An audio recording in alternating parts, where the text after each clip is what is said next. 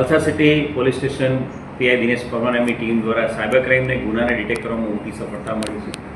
આ બનાવની વાત કરીએ તો એક દુકાનવાળા પાસે ફરિયાદી પાસે એક વ્યક્તિ આવે છે અને વ્યક્તિ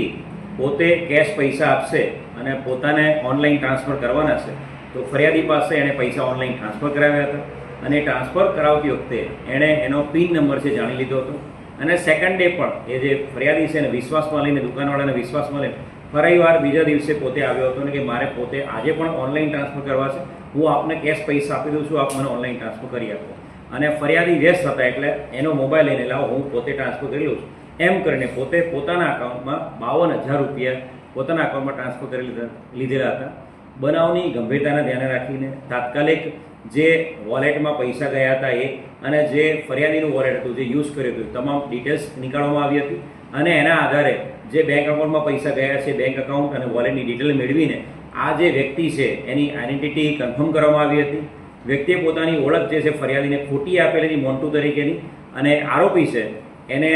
દમણથી કચ્છીગામ દમણ છે આરોપી છે એને પકડી પાડવામાં સફળતા મળી છે। સત્યમ દિનેશ સિંહ નામનો આરોપી છે જેની ઉંમર 22 વર્ષ છે, જે કચ્છીગામ દમણનો રહેવાસી છે અને બેકાર છે, ઓરિજિનલી એ યુપીનો છે અને આ ફરિયાદી છે એને વિશ્વાસમાં લઈને એણે આ સાયબર ક્રાઇમને અંજામ આપ્યો છે। આવી કોઈ બીજી કોઈ ઘટનાઓને અંજામ આપ્યો છે? હાલના તબક્કે એના દ્વારા કોઈ બીજી ઘટનાઓને અંજામ આપ્યો છે કે નહીં હાલ તપાસ ચાલુ છે અને મીડિયા મિત્રોના માધ્યમથી અમે તમામ વલસાડની જનતાને અને તમામ લોકોને નમ્ર અપીલ કરીશું કે સાયબર ક્રાઇમના બનાવો બાબતે હંમેશા સચેત રહેવું જરૂરી છે।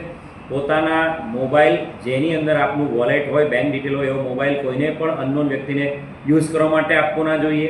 આપના મોબાઈલની અંદરના જે પણ બેંક રિલેટેડ પાસવર્ડ છે એ બધા આપે સેફ રાખેલા હોવા જોઈએ। આપના બેંકના એટીએમના પાસવર્ડ એના પિન નંબર આપે રેગ્યુલરલી ચેન્જ કરવા જોઈએ અને કોઈપણ પ્રકારની લોભામણી જાહેરાતો આપના વોટ્સઅપ પર ફેસબુક પર કે કોઈપણ મેસેજ પર લોભામણી જાહેરાત કે કોઈપણ પ્રકારના ઈમેલ ઉપર આવેલી લિંકને ક્લિક કરીને પોતાના પૈસા ગુમાવશો નહીં। સાયબર ક્રાઇમની બાબતે હંમેશા સચેત રહો। વલસાડ જિલ્લા પોલીસ અને ગુજરાત પોલીસ દ્વારા વખતો વખતે સોશિયલ મીડિયા ઉપર અમે જે અવેરનેસના જે મેસેજીસ કરીએ છીએ હંમેશા આપ જોતા રહો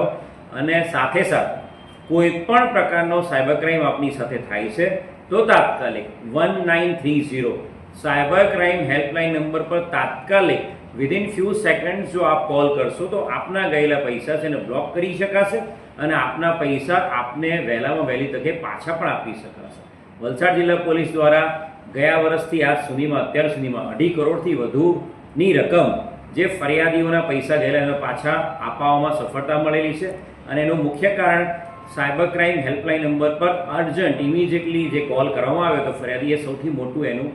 સફળતાનું કારણ છે।